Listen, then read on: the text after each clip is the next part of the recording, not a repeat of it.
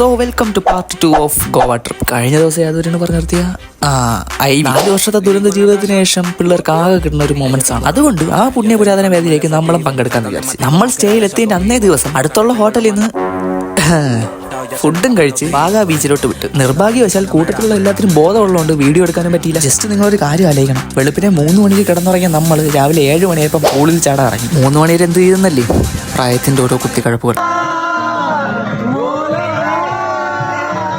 ഇതിൽ അഭിനയിച്ച രൺബീർ കപൂറിന് പോലും മനസ്സിലായത് പാട്ട്. അവിടെ നിന്ന് നേരെ പോയത് സ്കൂട്ടർ റെന്റ് എടുക്കാനാണ്. അങ്ങനെ കുറെ നേരത്തെ അലത്തിന് ശേഷം നമ്മളൊരു സ്ഥലം കണ്ടുപിടിച്ച് സ്കൂട്ടർ റെന്റ്. ഈ സംഭവം തിരുവി കണ്ട കള്ളലക്ഷണമുള്ള ഇവന്റ് നിന്ന് നമ്മൾ സ്കൂട്ടർ റെന്റ് എടുക്കാൻ വിചാരിച്ചു. നിങ്ങൾ സ്കൂട്ടർ റെന്റ് എടുക്കണമെങ്കിൽ നമ്മുടെ പച്ച വീട്ടിൽ കോളനി എണ്ണം പറഞ്ഞ പോലെ ഇതേപോലെ 360 വീഡിയോ എടുക്കുന്നത് നന്നായി. അങ്ങനെ എടുത്തു വെച്ചില്ലെങ്കിൽ നിങ്ങൾ വട്ടത്തിലും ത്രികോണത്തിലും ചതുരത്തിലും പോവും. അതുകൊണ്ട് പല ആകൃതിയിൽ മൂവാതിരിക്കാൻ ഇതേപോലെ വീഡിയോ എടുക്കുന്നത് നന്നായിരിക്കും. പിന്നെ ഒരു കാര്യം, ഇന്നത്തെ രാത്രിക്ക് ഒരു പ്രത്യേകത ഉണ്ട്.